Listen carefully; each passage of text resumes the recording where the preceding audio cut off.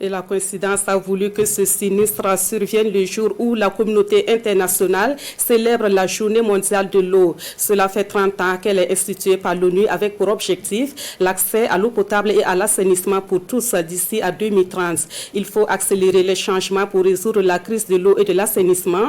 C'est le message de l'édition 2023 de cette journée. Mais qu'en est-il de la situation au niveau du Burkina Faso? Réponse dans ce téléma signé Franck Ouedraogo et Jérôme Tendano. Des adductions d'eau potable inaugurées par-ci, des aménagements hydro-agricoles mis en service par-là.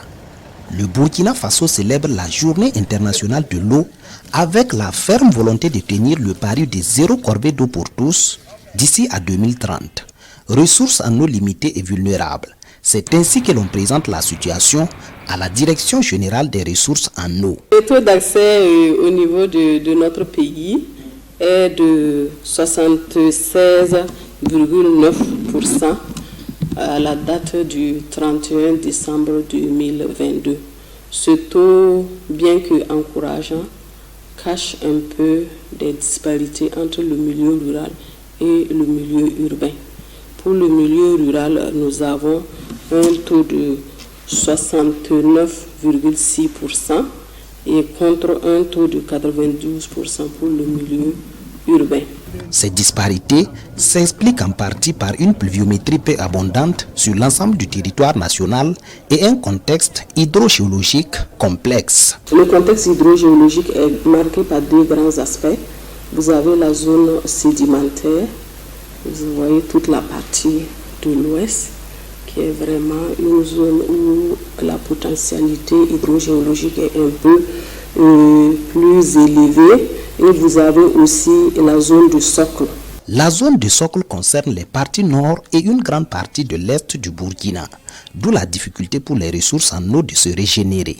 La police de l'eau, des instruments juridiques et bien d'autres initiatives sont développés en vue de protéger cette denrée rare, mais Christine Ouedraogo pointe un doigt accusateur sur les actions de l'homme. C'est du fait de l'utilisation abusive de certains produits.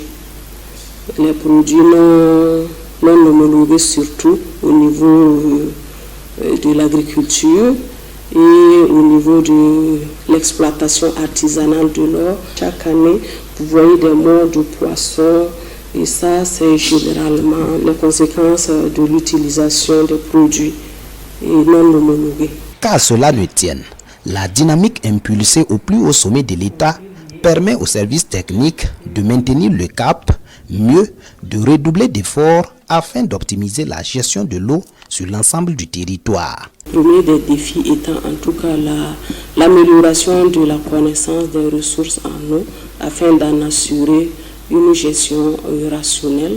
C'est aussi renforcer la protection des ressources en eau à travers une application rigoureuse de la réglementation. L'amélioration de la qualité des services dans la protection de l'eau fait également partie des instructions données aux services techniques. Les populations sont invitées à changer d'attitude et de comportement pour une meilleure résolution de la crise de l'eau et de l'assainissement.